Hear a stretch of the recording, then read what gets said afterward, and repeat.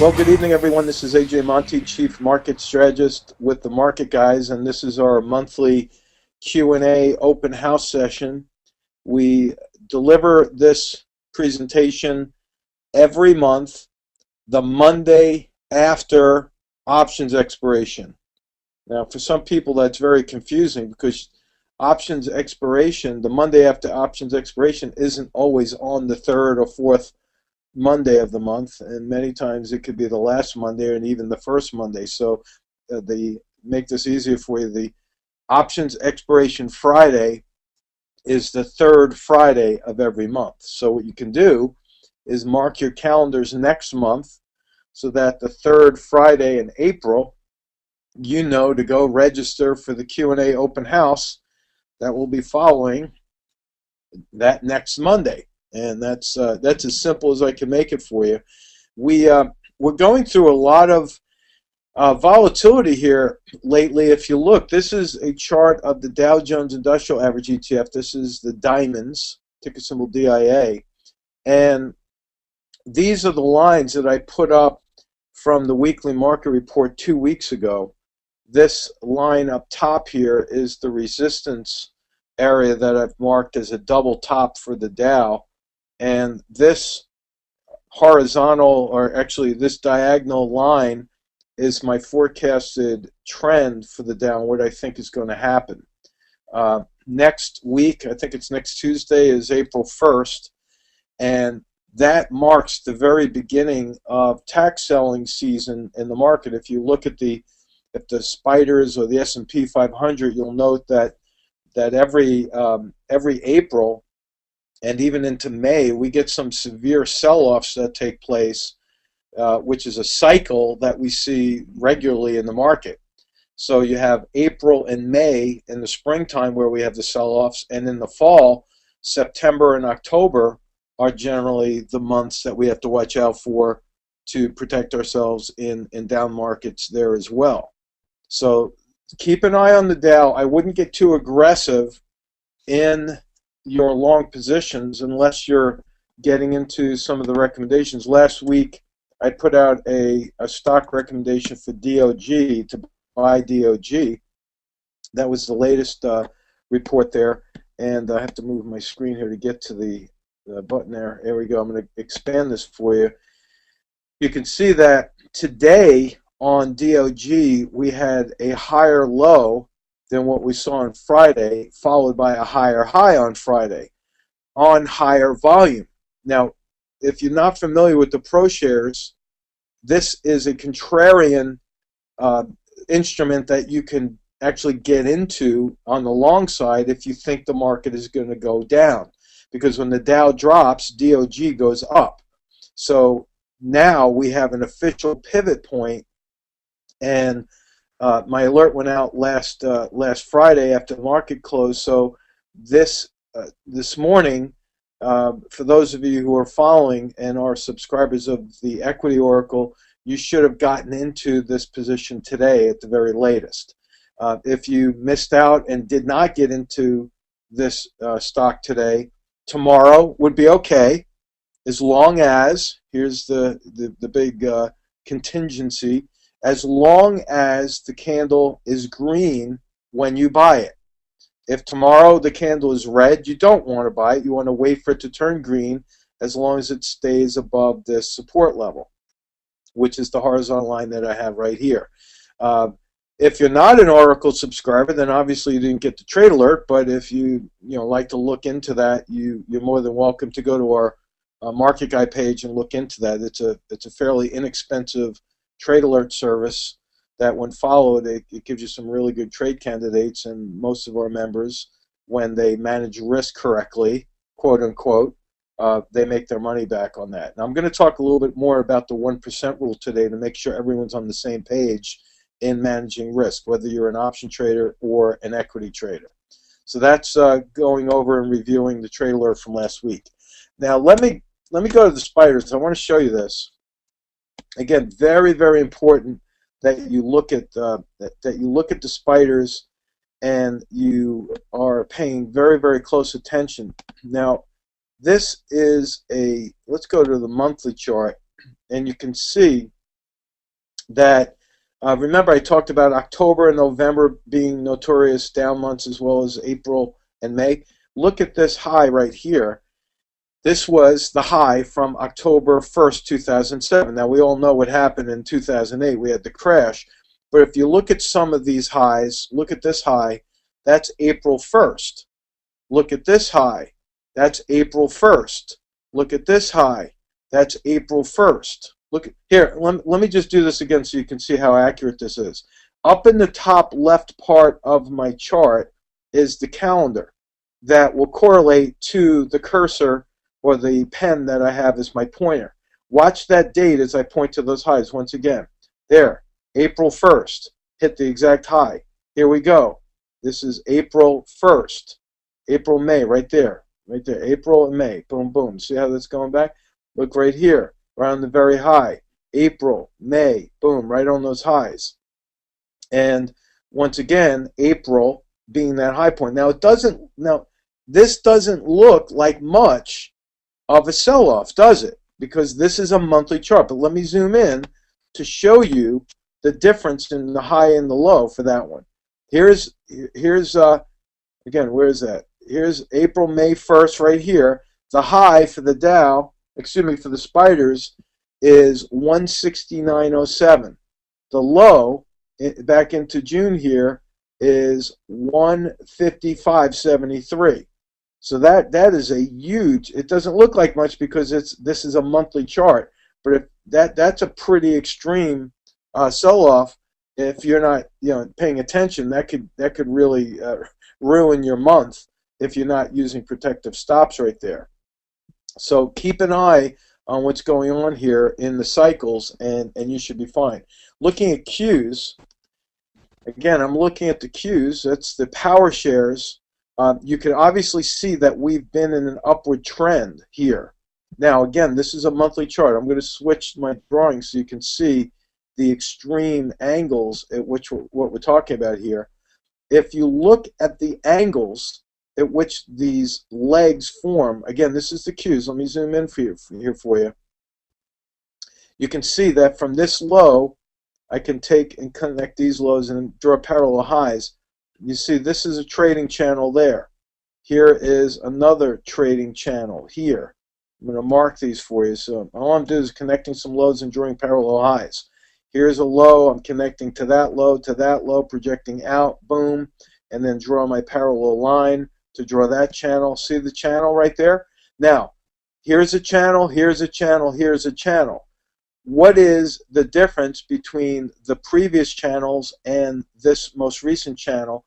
You may not notice it, but the angle at which this channel is ascending is a little bit steeper than the previous channels.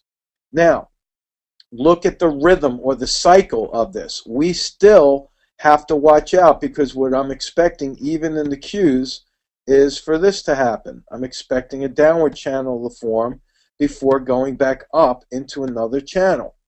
This is what I'm expecting. Just a simple correction in the Qs, a simple correction in the general market. And with that said, you have to be just really careful with taking any aggressive long positions, because if you do that, you're going to limit your buying power on the way up. So in other words, if you use stops correctly and you get stopped out, what are you doing? You're creating cash in your account, which will allow you more buying potential when the markets eventually start to pivot back up. And that is going to be the big deal moving forward, is who can create the most buying power before the market drops. Well, in order to do that, all you have to do is set your stops below these trend lines and move to cash as a protective measure to keep your powder dry, more or less. And the more buying power you have, the more potential you have on the next big upward move. Let's look at the Russell 2000. This is going to be more dramatic of an angle. I've already talked about this, but you can see that my projected angles for a corrective sell-off here are already in place. But again, look at the angles here. Here's a trading channel. Watch. I'll draw this over. Repetition's the best teacher. I'm taking this low, connecting it to that low, projecting out as many lows as I can, and then I draw a line parallel to that line. There is one leg or a trading channel. Here's another trading channel. See how that works? This is a wider trading channel, but again, you can see that the most recent trading channel is not only narrower, but it's steeper. And when you have these very steep angles, that means that all the more potential for a steeper correction in the market. You know, when I switch this to a weekly chart, you can see that it's a little bit easier to manage or look at. And this is what I'm expecting. I'm expecting a breakdown below here with a retest and then a pullback. Now, the Russell 2000 is a more broad-based index. And although this week is started by Monday only, you can see that we already have a bearish engulfing pattern forming today. And I do believe that, you know, when you're looking at a weekly bearish engulfing pattern, you can see the bearish engulfing pattern here. You can see another bearish engulfing pattern here. You can see that over prolonged periods of time, here's a bearish engulfing pattern. We generally see the markets pull back. And again, the Russell 2000 doesn't look like much on the chart. You say, okay, well, AJ, what are we expecting? A pullback of about an inch on the chart? Well, yeah, if you want to measure it that way, but translate those inches into percentage points, and you'll see that that could be a dramatic downturn that you need to protect. To give you an example of what this looks like, you know, for the longest time, we've been expecting a pullback in Netflix and NFLX. I'm going to start off with that so you can see. Here is, again, previous lines that I drew. Look at the steepness of this trading channel up here, and you can see that an equivalent steep downturn has occurred. This is a line that I drew a couple of weeks ago, actually, expecting Netflix to drop and move back towards filling this gap. Today, Netflix was down quite a bit, and over the past 2 days, we also see a bearish engulfing pattern that formed. Again, something that we should not ignore. You have a bearish engulfing pattern here.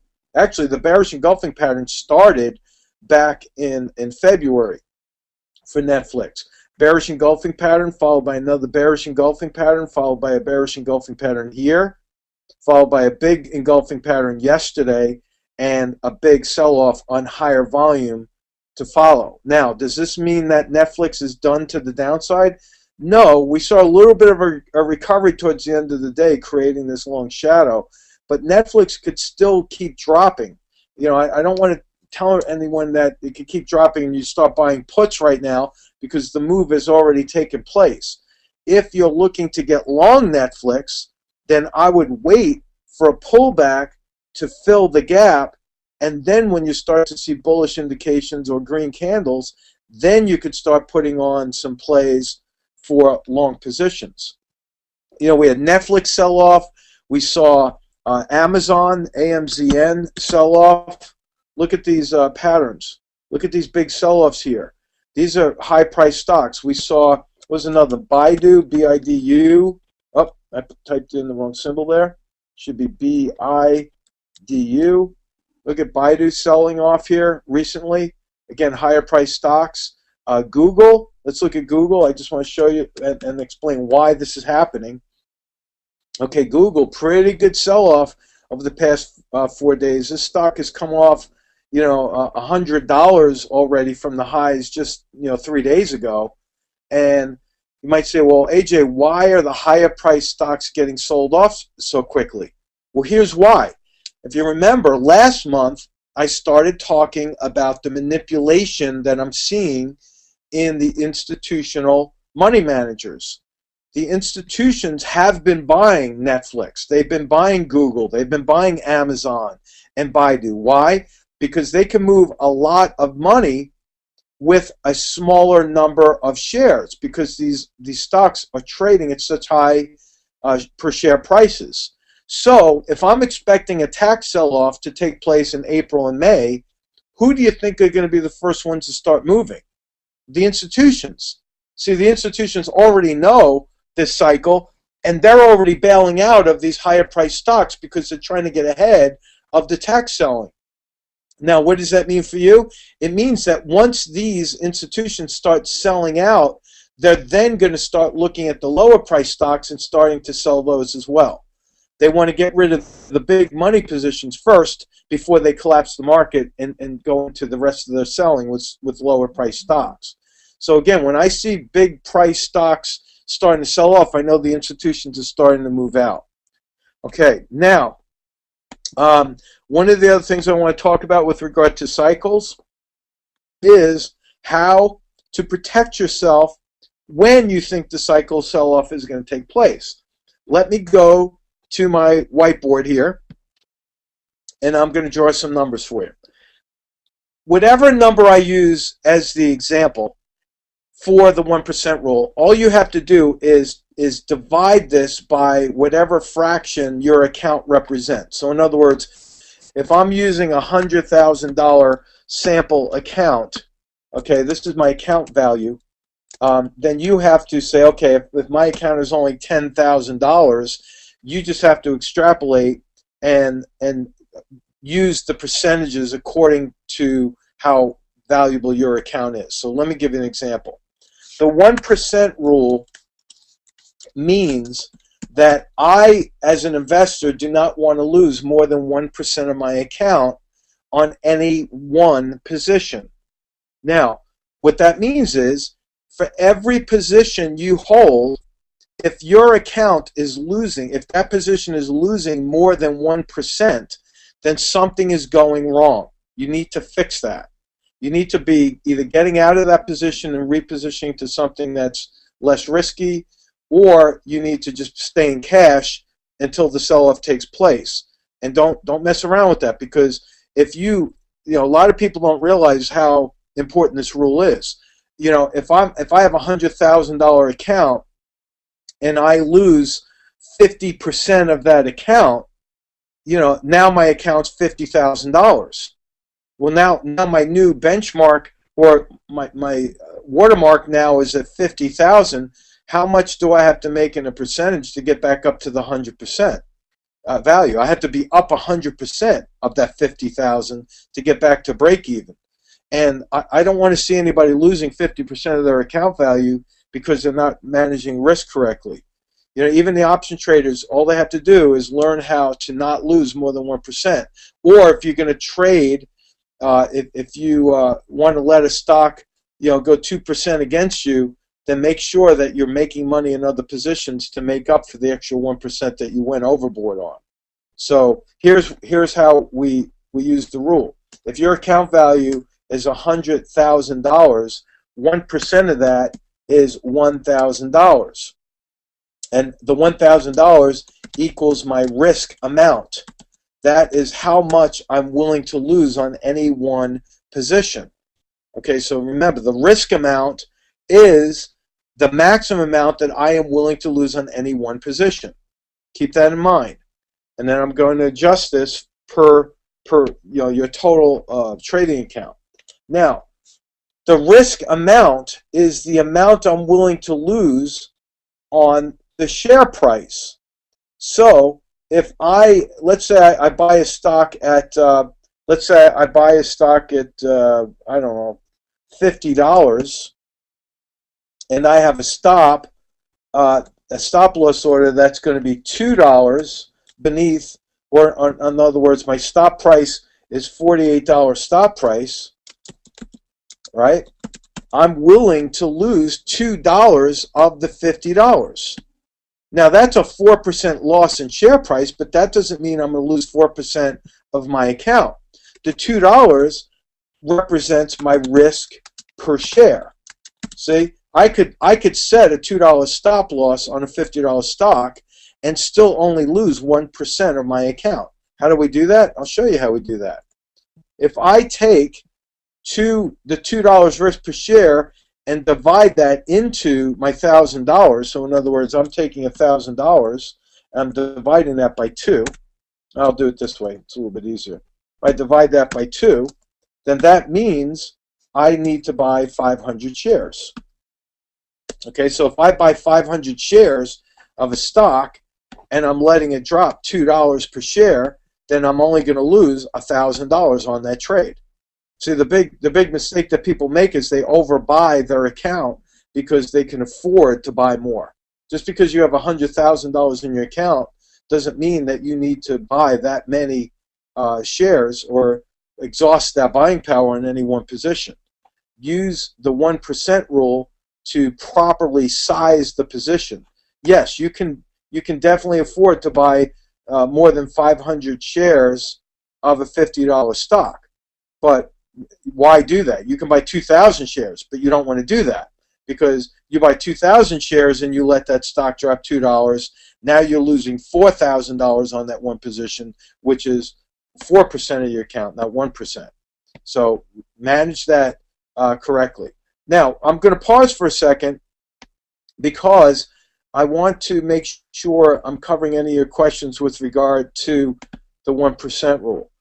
I see a question from Joe. I'll get to that in a second. Joe, does anyone have a question regarding the 1% rule? I know there's a little bit of a delay.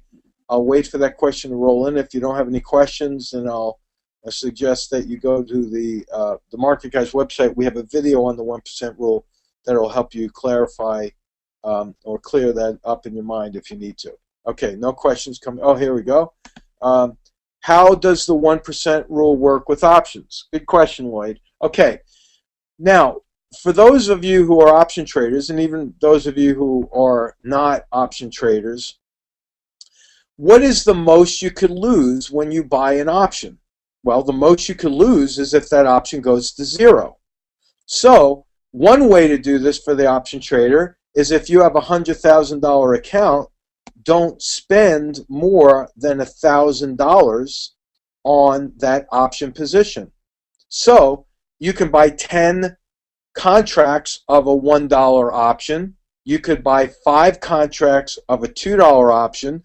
You could buy 250 shares, or you can't do a half a contract, but you can say, okay, I could buy 2 shares of let's say a $4.50 option, and you don't want to spend more than $1,000 on that option position. That's one way to do it. Or here's one thing you can do for the option trader. You can spend $2,000 on that option position, but only allow the option to drop. I'm trying to type and talk at the same time. To drop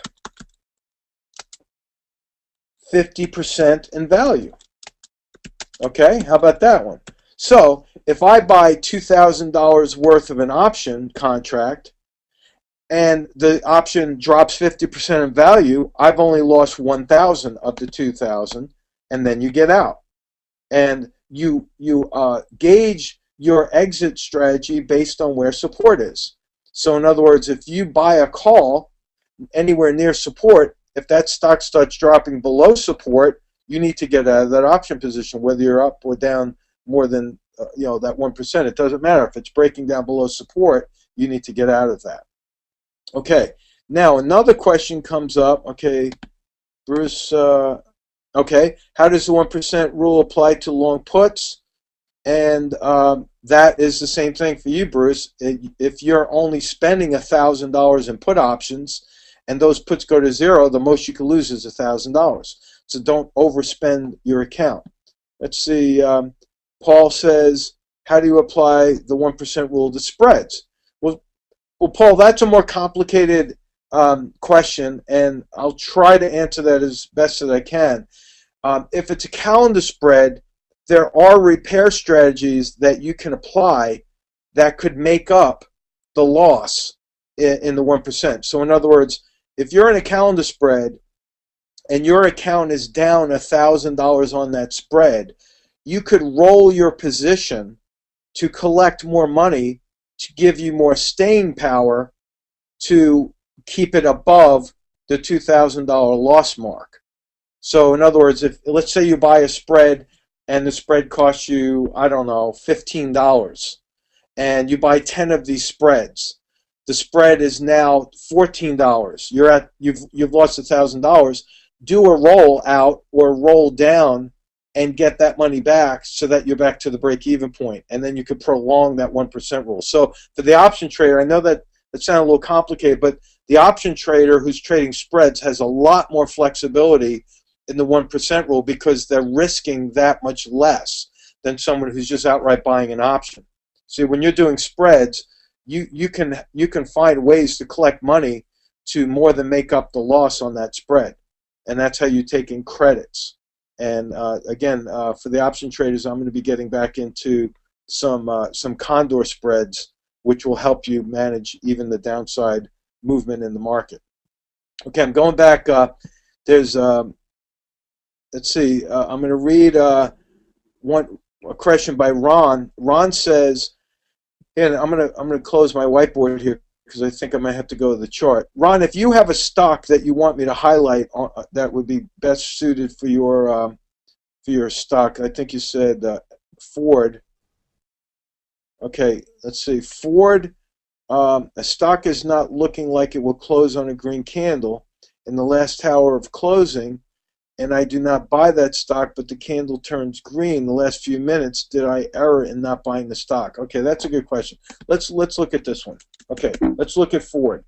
I'm looking at a one-day candle. Now, the key is, and someone else asked a question about buying in the last 15 minutes. I think that was you, Joe. Hold on.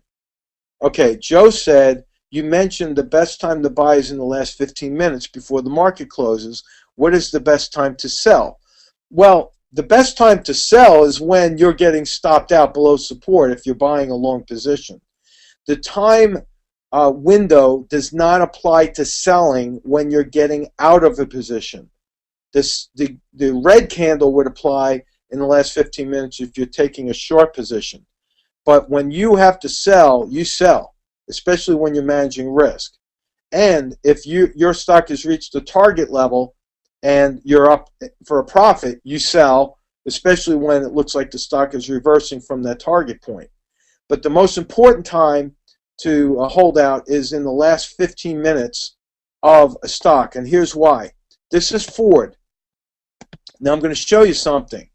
Look at Ford. This is, I'll zoom in here. This is the intraday chart for Ford. Now again, look to the left of the chart. Here's the opening. Look, right after the first minute, the candle turned green, right here. Now, if you were a buyer on the opening, you would have been very upset because throughout the rest of the day and after the opening, the stock continued to go lower. But look what happened. In the last part of the day, right here, the candle still stayed red. Look, where was the opening price? Here, I'll draw my lines for you. Hold on. Here is the opening price. I'm going to put the opening price right there. This line represents the opening price. See, at the very beginning of the day at 9, oh, actually, the opening price is 9:30, so it's going to be right here. The opening price is right around, what time was that? That was right around, the opening price was 15:47. Okay? So, this horizontal line represents the opening price. The closing price was 15:39. That's going to be right around here. I'm going to mark that. The shorter line represents 15:39, the closing price. So if the opening price is here, the longer horizontal line, and the closing price is lower than that line, then the overall daily candle is going to be red. Now in the last 15 minutes of the day, what was happening? The candle was still red. So Joe, hopefully that helped you. The candle was red, so if you're looking to buy Ford, today would not have been the best time to buy it. Now, let's look at this. If you're thinking about buying Ford, you have to wait for the green candle to show up and making sure that green candle is in place in the last 15 minutes of the day. Do I think Ford still has the ability to go up from here? Yes, I do. Why? Because if you look, this is a daily chart. Look at here's the low. I'm connecting that to another low here. I'm projecting out to a low here. I'm projecting out here. I'm trying to connect as many lows as I can. Actually, let me clear this up. Hold on, let me delete all the lines to make it clear for you. Here, I'm trying to connect as many lows to get that channel line as possible. Here's a trend line, and I'm going to draw a horizontal channel line to that. So, right now, Ford is at the bottom of a channel. If tomorrow the candle is green, I would buy that. I would buy Ford. I would absolutely buy Ford, but I would put my stop below the trend line. So here's where I would put my stop, somewhere below this trend line, as long as the candle is green here. Where would my target price be for Ford? This gap point right here. This horizontal line that I'm drawing would be the gap target. So if I buy Ford, this is what I would expect the stock to do. Boom, before selling off. And that would be my trade. So if I buy here, I put my stop here with an alert to get out here, and that's the end of my strategy. Simple as that. Okay. Now I'm trying to get through some of the questions here before we get into your actual stocks. Let's see. Okay. So I got through a lot of the questions. If I missed any, okay, I got Ron's, I got Joe's, Lloyd, I think I got yours. Yep, I got yours with the options. Okay, Bruce, I got your question with the puts. Okay, so now is your time. Wow, it's 8:31 already. Holy mackerel, we got to get to analyzing some stocks here. All right, let's get to analyzing some of your stocks. Who wants to put in a stock symbol? Joe, unfortunately, this platform is only looking at U.S. stocks, so I'm not able to look at your stock there on the Toronto exchange. Sorry about that. Let's try to look at some U.S. stocks. Okay, Rick says SH. Let's take a look at SH. That's the ProShares. Now this is the short S&P. Let me explain to you what this is. If you think the S&P is going to go down, don't look at this. Don't look at this chart. This is a contrarian stock to the S&P. So in other words, when the S&P drops, this ticker symbol SH, S&P short will go up. Okay, now let's look at this for a second. The overall downward trading channel is here. Look. Now when a stock is going down, you want to connect as many highs as you can. Don't get so OCD over, oh, this isn't exactly on the line. Don't worry about that.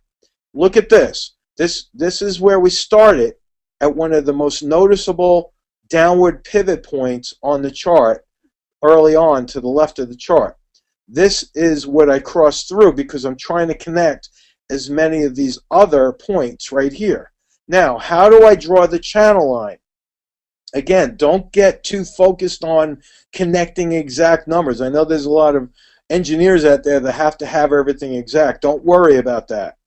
All I'm trying to do is eyeball the pivot points that will match a parallel line to my downward trend line. So let's do that. I'm going to try to start a line anywhere that's going to connect some of these. So what am I going to do? I'm going to do this.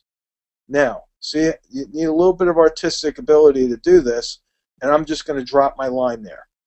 This is as close as I can get to a parallel line to the downward trend line. Why am I doing this? Because obviously the market, this particular ProShares short S&P, has been in this very well-defined trading channel. Now, what do we see? We see that the stock is starting to bounce off of this bottom channel line. See the V here that's forming? I'm going to draw that V. See the V? And we see another V forming. Now, this is what I expect to see happen. I expect to see that.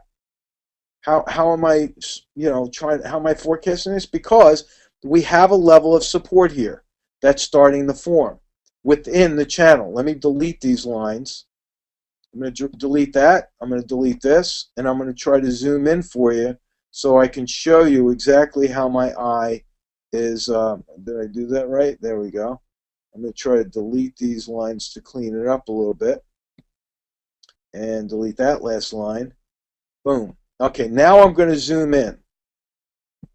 Within this channel, see, we already took a look at what this channel looks like. If if you were to Google images for a downward trading channel, this is a textbook trading channel. Textbook.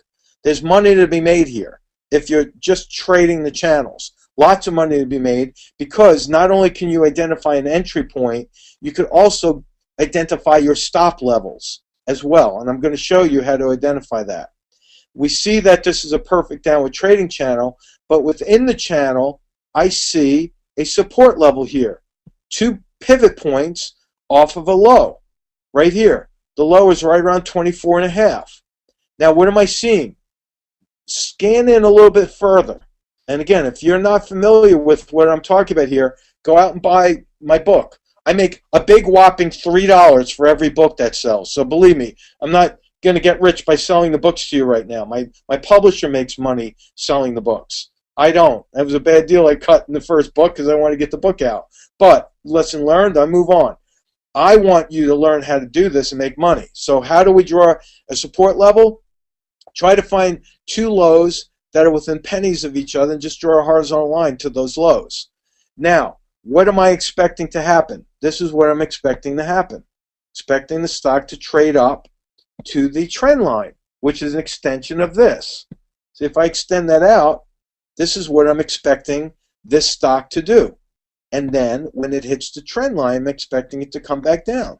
You see? So there's profit potential here. So what did we see today? Now I'm going to turn the questions over to you, and I'm going to ask you, what are some of the positive things that we're seeing in today's candle? Again, Monday, the 24th, what are we seeing that's positive? Can anyone tell me what you see positive on this? Come on, I'm waiting for answers here. I'll wait and talk at the same time while I wait. What are we waiting? Okay, you're shy. I know. Okay. Okay, Robert says, waiting for the volume to increase higher on the candle.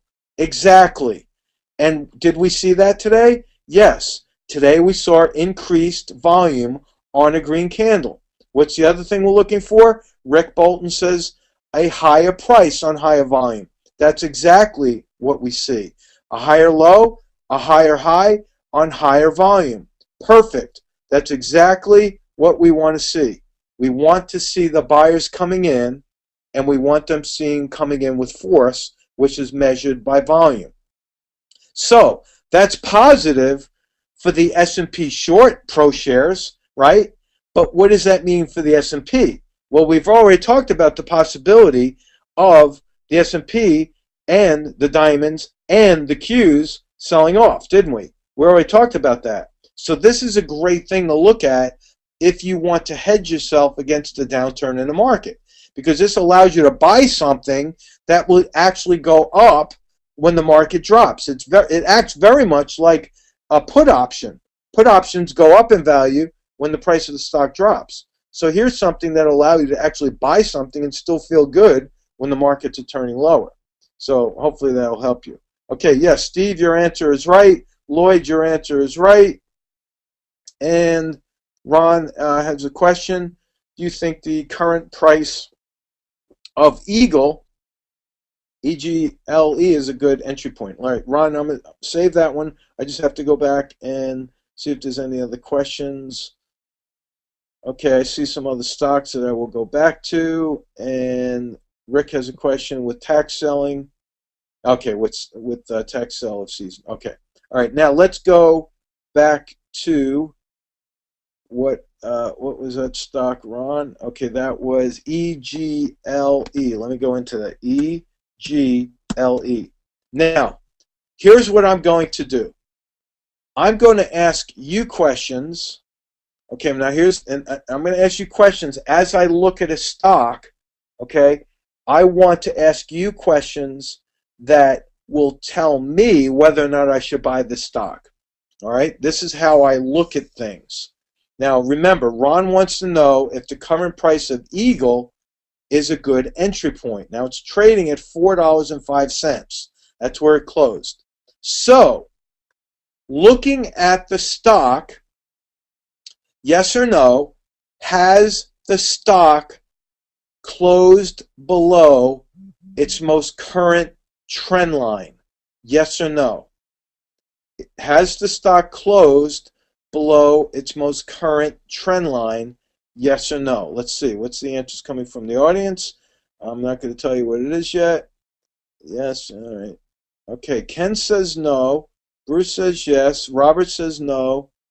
Dylan says it broke down. And the rest of you say yes. Okay. Let me draw you the previous trend line. And then you tell me whether or not today it closed. I'm starting here. Watch. I'm starting here. I'm connecting it to here. Connecting it to here. Projecting out. Look. I'm trying to connect that. Now I could draw a trading channel parallel to that. See, when you're drawing an upward channel, it starts with a trend line followed by a channel line. I'm just giving you the definitions.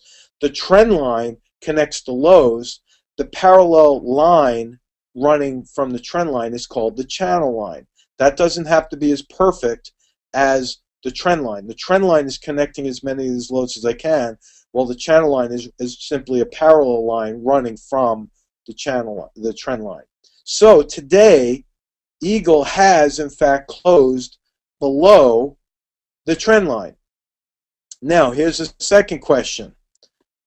Has Eagle closed below a role reversal support line?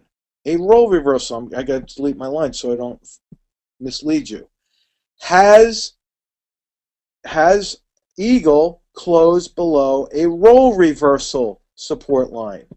Now, what's the answers there? I'm going to draw my price level now. Let's see. Robert says no. Kelly says yes. Steve says yes. Shannon says no. Rick says yes. Larry says yes. Okay. I would say yes. Where's the previous channel role reversal? I'm taking from this high. Look. Remember the role reversal, how that looks? I'm taking this high and I'm drawing a horizontal line.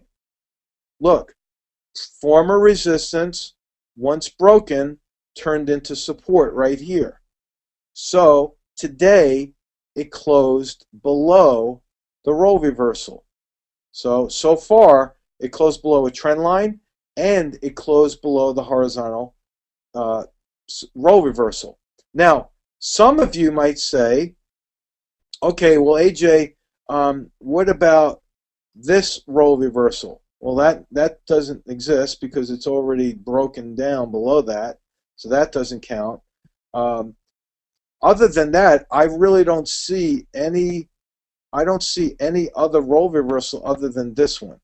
Now, there is another support level that we can use. Okay, so let's take a look at the support level and see if I could help Ron with a new entry point. Now, here's what I would do, Ron. I would now go back to the next support level right around here. Here we have a pivot point. Here we have another pivot point. So this level, right around 357, is the only other time that I would consider buying the stock. Now, for those of you looking for a stock to trade that's on the cheap side, I actually would consider buying this if and only if it does this. If it goes to this support level and shows a green candle, pivot, bounce. That's the only other place that I would buy the stock. Here, or if it breaks out over the highs here. Okay, that's the only other place that I would really buy, or I can justify a buy over this level because that would bring it close to a $5 price, which would change the margin requirement. So, Ron, here's the question for you. Did you already buy it and maybe you're sweating it out right now, or are you still thinking about buying it? Let's try to help Ron for a second. And Ken says, what about 5 days ago? Let's see. Let me get one step at a time. Let's see, Ron, if you could tell me, are you looking to buy this? You think about, okay, no, I do not own. Let's see. I do not own but wish to buy. Okay, be patient with that one, Ron, because right now it is breaking down below minor support levels. It is broken down below an intermediate trend line, and it looks to me like this one wants to go seek out another support level. So if you see it starting to bounce in this area with good green candle, then I would buy that stock and I would put my stop somewhere below support using that 1% rule. Remember the 1% rule. You have to calculate your risk amount, you have to calculate your risk per share, and with those two numbers it gives you your shares to buy, which is your sizing the position. It tells you which one that is. Okay, now Ken has a question. What about 5 days ago? Let's go back and look at that. 5 days ago, so this would be 5 days, 1, 2, 3, 4, 5, or how about on this green candle? Okay, Ken, 5 days ago, you could have talked me into buying this stock. Why? Because 5 days ago, it did bounce off of that support level, that role reversal. Now, what would have happened since? I would have put my stop down below support, and I would have been stopped out today. So I would have lost very little on that, depending on how many shares I buy, but I definitely would not have lost more than 1% if I got stopped out on that. That would have attracted me. Most definitely, that day would have attracted me. If you did buy on that day, and then you should have been stopped out today using the role reversal. Okay, let's go back and look at some more stocks. If you could please retype your. Okay, we are getting some retyped symbols in there. Okay, GLD, SLV on steep decline, time to pull out. Now, GLD. Now, here's something that, oh, look at that. My lines are already there. So, I am still accumulating GLD and SLV for long term because I'm trying to buy and beat inflation. That's my personal position. So, I'm very prepared to buy GLD all the way down here, but I'm buying on intervals. Every time it goes down and bounces, I buy. I wouldn't have bought today, but if GLD gets down and fills this gap and bounces, I'm buying more. There's even some gaps down here. I really don't mind. I'm trying to buy as much as I can while I can, because I think when inflation really starts to come in and the Fed, with our new Fed chairman, starts to raise rates, then you watch what happens when gold and silver start going. Let's face it, gold and silver are going to move in direct proportion to interest rates. And it's only a matter of time where interest rates start going up. So I feel very, very secure about gold and silver. So if you that's a different question though, because if you're trying to trade this, if you own it, I would put my stop somewhere below this support level right here. This is a gap support. Why would I get at here? Because if it drops below this line, it could very well go fill some of these other gaps down here and down here. If you're not a long-term investor, then you want to get out, move to cash, and prepare for bounces down here. Now, the other good thing that I like about this is that once the gap is filled, 80% of the time when a gap fills, it will then move up. And after it moves up, let me clear this out. If you buy on a gap support here, then watch what happens. You have beautiful price targets now up here, gap fill, up here, gap fill, and up here. Oh, that's it. There's two gaps. That's a gap that was not formed. That's not a gap. You still have two gaps up here. So for a trader looking to get into a new position, you would look for green candles right here. SLV, very, very similar. And again, I'm tracking SLV. SLV is better than the SLW right now, and I'll show you right here. I'll clear this out for you. Let's go. I already drew some support lines from another discussion I've had. There's support down here. Let me draw my horizontal lines for you. Horizontal price levels. There's a double bottom, almost a triple bottom right here. Bounce, bounce, bounce. So around 1830, great area to be buying with all the support down here. And SLV even has a gap fill target down here. So SLV could still go a little bit lower because the volume is increasing. If you're already in it and you're okay with adding to the position, then I would add to it down here and most definitely down here. This is a steep decline with an eventual gap fill point up here and possibly up here. No, that one filled, so disregard that. That's going to be a resistance point though. Okay. So you got your gap fill targets here, and you got really good entry points down here and down here. Again, only if you're a long-term investor looking to hedge against higher interest rates down the road. If you're trading, use the 1% rule, identify your support levels, and move into that. Okay, move into your stops and get out, move cash, and then reposition. Now, SLV and GLD, don't feel bad if you get stopped out and you're getting in, even after a loss. Because look what's happening on the monthly charts. Excuse me, the weekly charts. Look at this. This is a weekly chart. Look at the bottoms here. This is a 3-year weekly chart. Let's look at the monthly chart. Look at this. It's another reason why I feel really good about gold and silver. Again, this is SLV. You have a role reversal right here. Former resistance turning into support. So this doesn't look like much room on a monthly chart, but this is a great accumulation area. Between here and this lower line, I'm loving silver right now. This is a monthly chart. And you got major support down here, which is going to help us as long-term investors, again, hedge against higher rates. Okay, I think I talked long enough about gold and silver. Let's look at INVN. Okay, let me go back to the daily chart.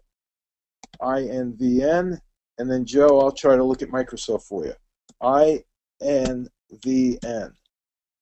INVN, ready, go.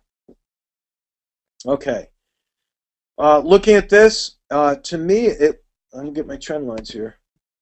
This still looks like it's in a nice upward sloping channel. Drawing my trend line, try to draw lines parallel to that. There we go. Okay. This still looks like it's in an upward channel. We had a very long shadow here. See this long shadow? That's a long-legged doji.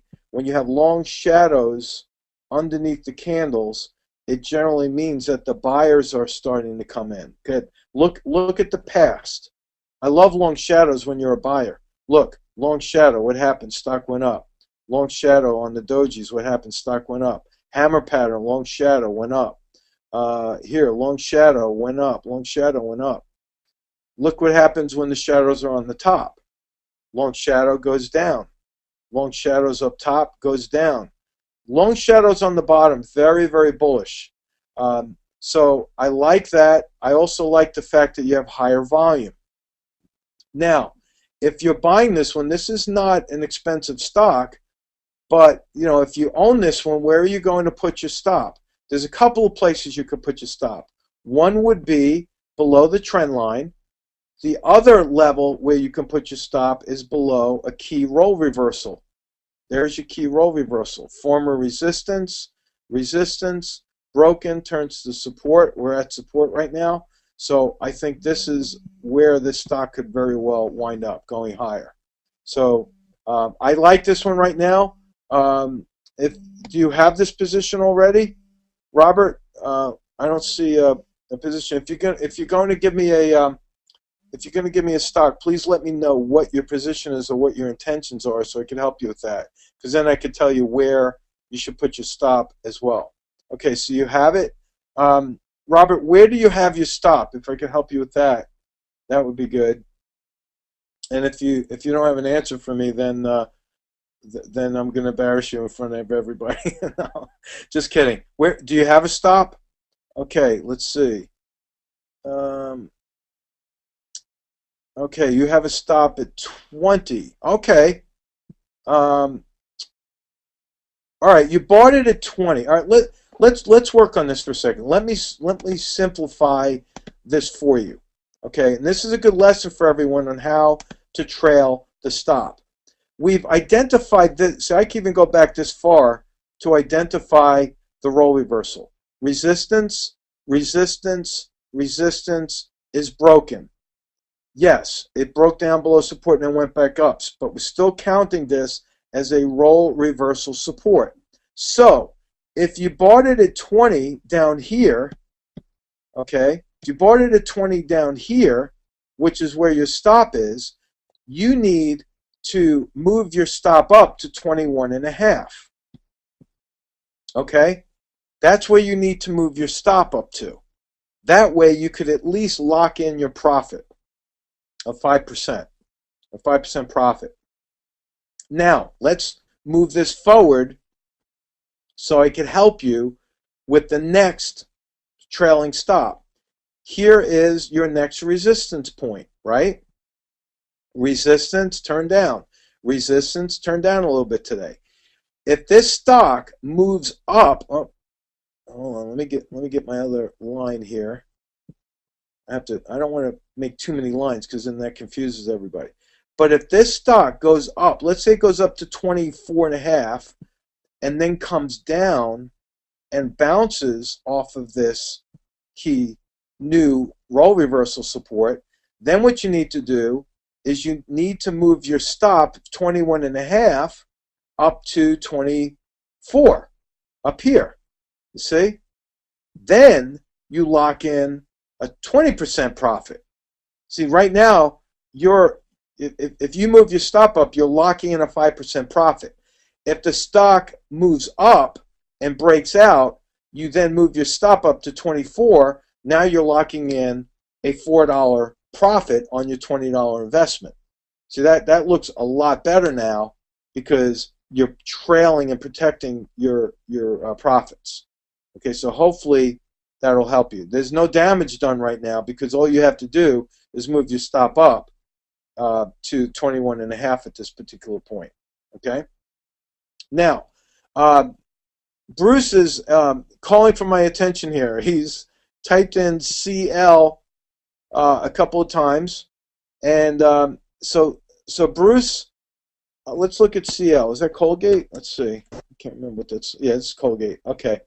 So Bruce has bought CL at 60. Now let's look at this because he's an option trader and he's looking for advice on what to do here. He's bought it at 60, which is right at this support level. Okay, so there's Bruce's purchase price. Now, what's happened since then is that there's resistance up here. It doesn't look like the stock is picking up any buyers at this particular point. So Bruce is thinking about selling a call. And Bruce, what I would say is you're now up $3 on your $60 stock. So you're up about 5%, a little bit more than 5%. So what you need to do is find a call that's going to give you enough premium while at the same time keep you in the position in the event it goes higher. So let's look at some of the choices that you have. The next options expiration is April, so let's look to see what kind of April options you have. And the the $65 calls, see the $65 calls are only trading around 20 cents. So that really, that shouldn't excite you all that much. So there really isn't any premium in there for you to collect to make it worth your while and sacrifice, the 5% that you already have in this position. What I would suggest you do is I would sell out of the position, because look what happened yesterday. We have a big red candle. Now, if it goes any lower than this tomorrow, you're now giving back your profits. What you could do is you could put a stop below that support at 63 and wait to get stopped out. That's probably your best bet, is put your stop at 63, because if the stock closes below that point, then it's probably going to go lower and go right back to the 60 level. Then if it goes higher and breaks out over this resistance, then you could move your stop from 63 up to maybe 65 and take more of a profit in there, or protect more of a profit. So I would abandon the idea of selling the call, only because there's really no premium left to collect in those. And hopefully that helped you. Now, if you go further out to May, yeah, you might be able to find more premium, but the stock could drop more in price than what you're collecting in the premium, and now you're giving back a good trade. So I would abandon that idea. Okay, let's see. Going back down. Let's see. Ken, do you wait for a bounce or once it breaks over? Well, here's the two thoughts. I guess you're addressing my role reversal idea. Let's imagine for a second. Let's clean this out. Go back to CL and use this as an idea, okay, of what we want to do. Let's identify this as resistance, which it is. And I think, okay, I still want to buy CL if it trades. Oh, what am I doing there? I gotta get the right lines here. There we go, trend line. Here's a low. I'm connecting some of these lows, and here is the trend line. Now, there's two different thoughts on this one. I could buy it on a green bounce off of the trend line, or I could wait for the stock to break out over the high before buying it. Now, if you're a short-term trader, then the best thing to do is to wait for the breakout over the high before you buy it. The short-term trader is going to wait and buy right as the stock is breaking out on higher volume. They're going to buy as soon as it breaks out and they see a volume. The longer-term trader is going to wait for the breakout, then they're going to wait for the pullback and a bounce off of the role reversal. Now keep this in mind. The short-term trader and the intermediate longer-term trader are basically buying in the same areas.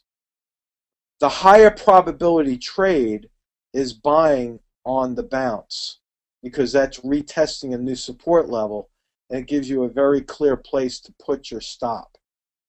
Okay, so that is the role reversal and how you would trade the role reversal.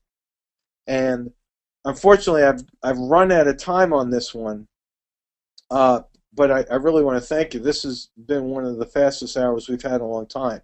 But to give you some review on this, go to the Market Guys website, click on videos, study the two videos that I highlighted. Study the role reversal, study that, and go back and review the 1% rule. Please remember to protect your positions. I am expecting a severe sell-off. I've talked about that for a while, and you're probably expecting, AJ, you're crying wolf here. When are we going to get the sell-off? I'm preparing for the sell-off, and I'm expecting to make money in gold and silver when interest rates go up. That's what my strategy is.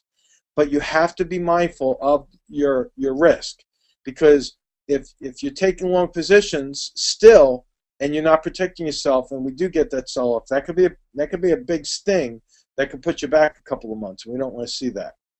So thanks again for joining tonight's webinar. I hope you enjoyed it. I did, and I look forward to the next web session. Have a good night. Bye-bye.